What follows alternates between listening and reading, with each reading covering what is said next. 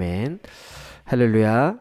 오늘도 말씀을 사모하며 주님 전에 오르신 모든 발걸음과 또 영상으로 함께 하시는 모든 성도님들의 삶 가운데 우리와 함께 하시는 하나님의 위로와 평안이 가득하시기를 간절히 축원합니다.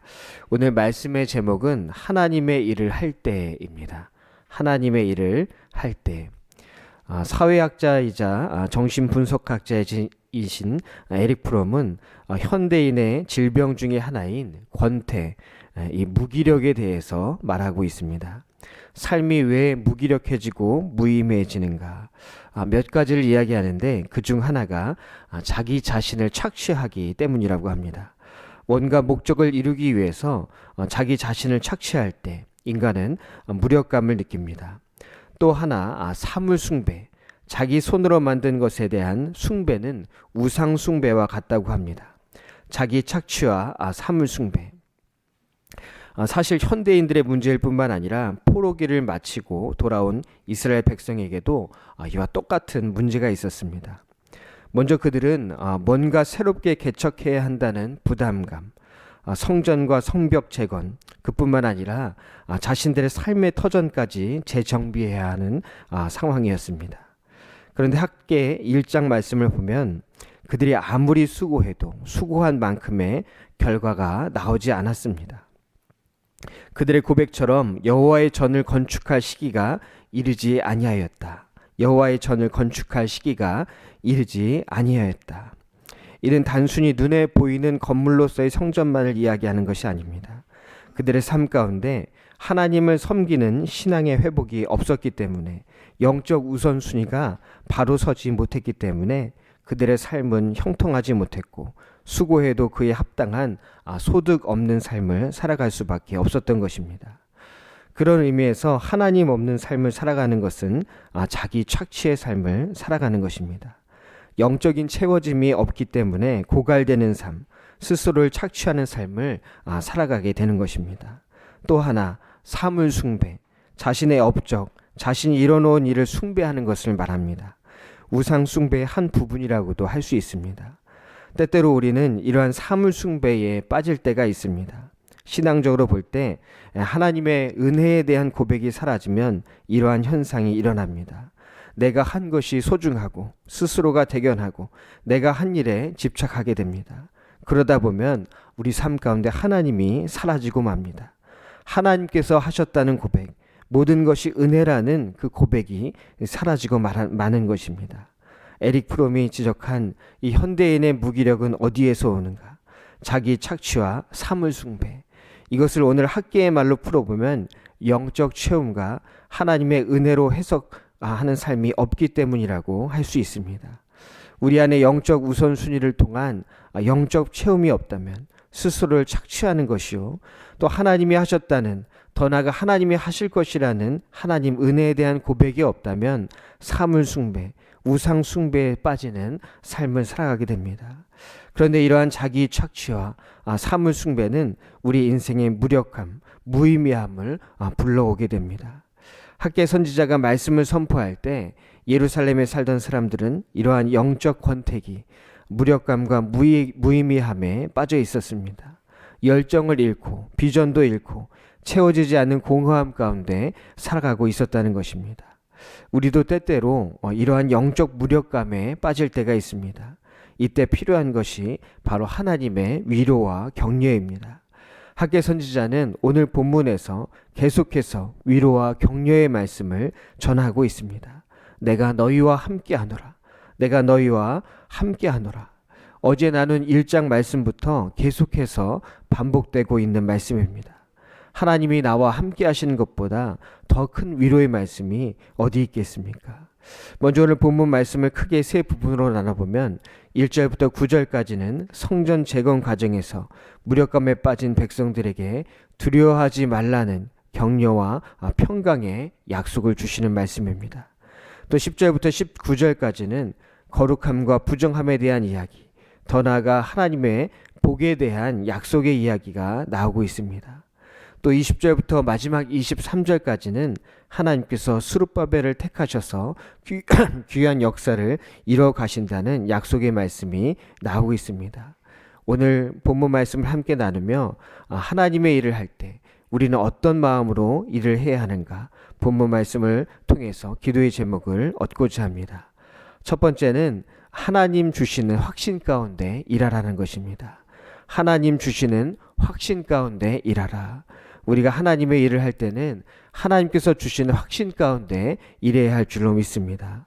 오늘 본문 1절 말씀에 일곱째 달 곧 그 달 21일에 라는 말씀으로 시작되고 있습니다. 이 말씀은 초막절 시기에 전해진 말씀입니다. 초막절은 하나님이 이스라엘 자손을 애굽에서 인도해 내실 때 초막에서 지내게 하셨던 것을 기념하는 절기입니다. 이스라엘의 초심을 다시 되짚어 볼 수 있는 절기, 본질로 돌아가는 절기, 그들의 근원에 대해서 다시 생각해 보는 절기입니다. 왜 하필 초막절에 이러한 하나님의 말씀이 임했을까요? 성전 재건 공사가 진행되는 가운데 아마 백성들 가운데서 여러 목소리가 나왔던 것 같습니다. 한탄의 목소리, 좌절과 절망의 목소리. 그 내용은 솔로몬이 지었던 엄청난 성전에 비해서 지금 이들이 짓고자 하는 성전은 초라해 보일 수밖에 없었고, 또 과연 이 초라한 곳에 하나님의 영이 임재하실까 하는 걱정 가운데 여러 좌절의 목소리가 나왔습니다. 우리가 하나님의 일을 할 때 때로는 규모나 또 성과나 결과에 너무 치중할 때가 있습니다. 그러나 하나님의 관점은 전혀 다르십니다. 하나님은 동요하는 백성들에게 말씀하십니다. 지금 너희 앞에 보이는 이 성전이 보잘것없어 보이느냐? 스룹바벨아 스스로 굳세게 할지어다.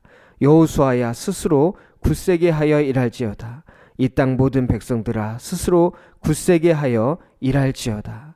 내가 너희와 함께하노라. 만군의 여호와의 말씀이니라.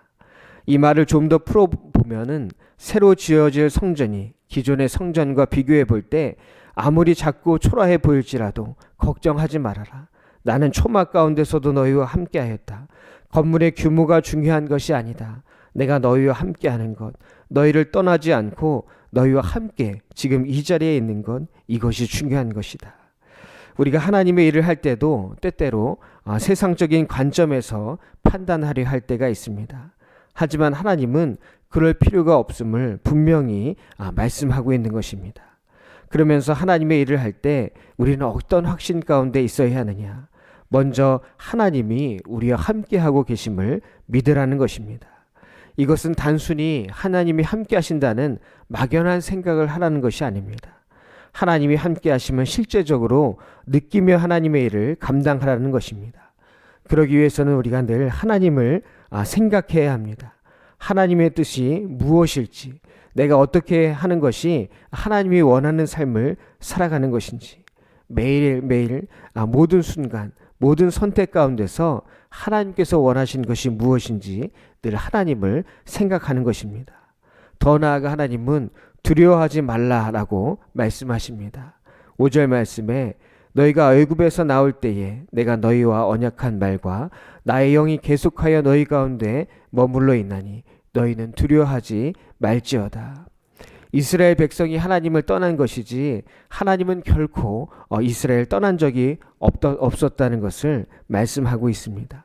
출애굽 때부터 지금까지 하나님은 계속해서 그들의 편이 되어 주셨고 함께 하셨기 때문에 절대 두려워할 필요가 없다는 것입니다.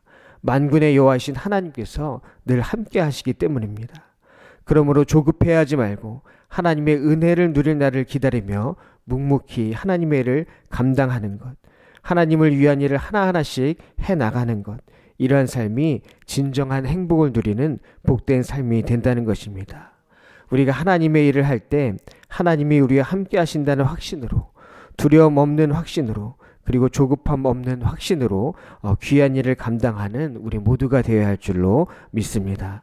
두 번째는 매일 거룩함으로 거듭나라는 것입니다. 매일 거룩함으로 거듭나라. 학개 선지자는 오늘 말씀에 이어서 율법에 대해서 말씀하고 있습니다. 거룩함과 부정함, 거룩한 것이 닿았을 때 거룩해지는가, 아니면 부정한 것이 닿았을 때 부정해지는가. 결론적으로 거룩한 것을 만진다고 거룩해지는 것이 아니라고 이야기합니다. 구별되고 거룩한 삶을 살아가야 하는 것이지 단순히 거룩한 것을 만진다고 거룩해지는 것이 아니다. 그러면 어떻게 거룩한 삶을 살 수 있을까? 하나님과 깊은 관계를 맺고 살아가는 것. 이것이 바로 거룩한 삶을 살아가는 방법입니다. 왜냐하면 하나님은 거룩한 분이시기 때문에 하나님을 가까이 할 때 우리는 자연적으로 거룩한 삶을 살아가게 되는 것입니다. 즉, 이 거룩의 문제는 어떤 행위의 문제가 아니라 관계의 문제인 것입니다. 하나님과의 관계, 하나님과의 깊은 관계가 우리의 생각과 말과 또 행동을 더욱 거룩하게 변화시켜 가는 것입니다. 마찬가지로 부정함도 하나님과의 관계와 관련된 것입니다. 하나님의 뜻에 합당하지 않은 것, 악한 생각, 탐욕, 음란 등 의식적으로, 영적으로 잘못된 것, 이러한 것이 우리 안에 자리 잡고 있을 때 우리는 하나님과 멀어질 수밖에 없습니다. 그런데 이 거룩함과는 달리 부정함은 전염이 됩니다. 부정한 마음으로 하는 것은 부정한 것입니다. 왜 갑자기 거룩함과 부정함에 대해서 이 학개 선지자가 이야기하고 있을까요? 성전을 재건하면서 먼저 선행되어야 할 것이 바로 거룩함의 회복과 또 부정함의 척결이기 때문입니다. 거룩한 마음으로 지어지는 성전이 진짜 성전입니다. 하나님은 이스라엘이 눈에 보이는 성전을 재건하기 전에 먼저 그들 가운데 삶이 거룩한 성전이 되어지기를 원하셨던 것입니다. 그러므로 우리는 하나님의 일을 할 때 우리 안에 있는 모든 부정적인 생각들, 모든 악한 행동들을 제거해야 합니다. 켄 가이어라는 사람의 마음의 정원이라는 책을 보면 마음을 정원으로 비유하고 있습니다. 우리의 생각, 감정, 욕망이 어떻게 그 마음의 정원에서 자라는지를 설명합니다. 그런데 이 정원에는 잡초나 해충 같은 것도 함께 성장합니다. 우리의 내면에도 부정적인 감정이나 또 생각들이 이 잡초처럼 자라날 수 있습니다. 그러므로 마음의 정원을 가꾸기 위해서는 끊임없이 보살핌과 관찰이 필요하다는 것입니다. 우리 안에 있는 죄악들, 또 부정적인 생각들, 상한 감정들, 이러한 잡초를 매일 뽑아주지 않으면 우리 안에 무성한 잡초만 남고 마는 버려진 정원이 된다는 것입니다. 하나님의 일을 할 때 매일 더욱 거룩하여지기를 소망하며 하나님을 가까이 할 줄로 믿습니다. 오늘 19절 하반절의 말씀처럼 오늘부터는 내가 너에게 복을 주리라. 오늘부터는 내가 너희에게 복을 주리라. 우리가 마음속에 있는 모든 죄악된 것들을 또 부정한 것들을 제거하고 더욱 거룩한 삶을 살아갈 때 하나님의 복을 누리며 살아가게 되는 줄로 믿습니다. 세 번째는 하나님의 사람과 함께 일하라입니다. 하나님의 사람과 함께 일하라. 하나님의 일을 할 때 가장 중요한 것 중에 하나는 바로 하나님의 사람과 함께 일하는 것입니다. 학개는 짧은 기간 하나님의 말씀을 대언한 사람입니다. 그런데 그는 총독 스룹바벨과 대제사장 여호수아에게 말씀을 전하며 그들과 함께 일했습니다. 하나님의 말씀을 전한 사람은 학개인데 오늘 말씀의 맨 마지막은 하나님께서 스룹바벨을 택하여 일하도록 하시는 말씀이 기록되어 있습니다. 학개에게는 학개의 일이, 스룹바벨에게는 스룹바벨의 일이, 또 대제사장 여호수아에게는 그에게 맡겨진 일이 각각 따로 있었습니다. 하나님의 일을 할 때 어떤 사람은 자기 자신만 돋보이려 하는 사람이 있습니다. 영광의 자리에 자신만 서려 하는 사람이 있습니다. 하지만 진정한 하나님의 사람은 자기 자신을 높이는 사람이 아니라 다른 사람과 더불어 함께 일하는 사람, 다른 사람을 세워주고 높여주는 사람, 또 그 사람을 통해 일하시는 하나님을 인정하는 사람입니다. 독일의 경영학자인 헤르만 지몬이라는 사람이 쓴 책 중에 히든 챔피언이란 책이 있습니다. 이 책에는 숨은 강자에 대해서 소개하고 있습니다.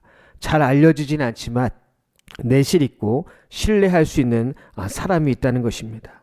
히든 챔피언, 이 숨은 강자들은 자신의 성공을 애써 낮추고 자신의 약점에 세심한 주의를 기울입니다. 또 자신을 스스로 대단한 사람으로 생각하지 않습니다. 이러한 사람들은 겸손함이 자연스러운 사람들입니다. 이런 사람이 평안 가운데 자기 자신에게 맡겨진 일을 묵묵히 수행할 수 있는 것입니다. 반면에 자신을 드러내고 과시하는 사람, 다른 사람의 평판을 가장 중요하게 생각하는 사람은 늘 불안해할 수밖에 없습니다. 혹시 나보다 더 주목받는 사람이 있을까봐 전전긍긍합니다. 그러니 말이 많아지고 행동이 과장될 수밖에 없는 것입니다. 그런데 오늘 학계 선지자를 보면은 그는 히든 챔피언, 숨은 강자였습니다. 그는 선지자로서 하나님의 말씀을 대언하는 일만 했습니다. 그 외의 일은 총독인 수룹바벨을 통해서 또 대제사장인 여호수아를 통해서 일하도록 했습니다. 그들에게 하나님의 말씀을 전해주고 그들을 백성 앞에서 높이 세워주었습니다. 백성들을 위로하고 격려하는 역할을 했습니다. 강력한 영적 권위자로서 큰 일을 감당했지만 자신을 드러내거나 위대하게 포장하지 않았습니다. 다른 사람이 일할 수 있는 기회를 주고 함께 더불어 하나님의 일을 감당했던 것입니다. 오늘 우리에게 탁월한 리더가 필요한 것이 아닙니다. 조용한 조력자, 더불어 다른 사람과 함께 하나님의 일을 감당할 수 있는 사람, 바로 학계와 같은 사람이 필요한 줄 믿습니다. 오늘 우리 모두가 그런 사람이 되어야 합니다. 하나님의 사람들과 함께 일하는 사람, 그 사람이 곧 하나님의 사람이며 이런 사람이 하나님의 일을 감당하게 될 줄로 믿습니다.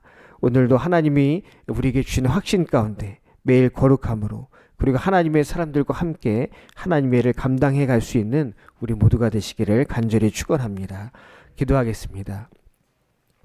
오늘도 살아서 역사하시는 주님, 우리의 삶의 우선순위를 바르게 하시고 늘 하나님 중심주의, 하나님 우선주의로 살아갈 수 있도록 함께하여 주시옵소서. 삶 가운데 만나게 되는 모든 좌절, 무력감, 또 우울한 부정적인 모든 감정들을 치유하여 주시옵시고 하나님의 사람으로 하나님의 일을 잘 감당할 수 있는 복된 은혜가 넘쳐나게 하여 주시옵소서. 오늘도 귀한 예물 드리며 기도의 제목을 올리는 모든 심령 가운데 땅의 기름진 축복과 하늘의 신령한 풍요로움이 넘쳐나게 하여 주시옵시고 모든 기도의 제목이 하나님의 뜻 안에서 응답되는 역사가 있게 하여 주시옵소서. 오늘도 기도로 하루를 시작하오니 주님께서 동행해 주시는 복된 하루가 될 줄 믿사오며 살아계신 우리 주 예수 그리스도의 이름으로 간절히 기도하옵나이다. 아멘.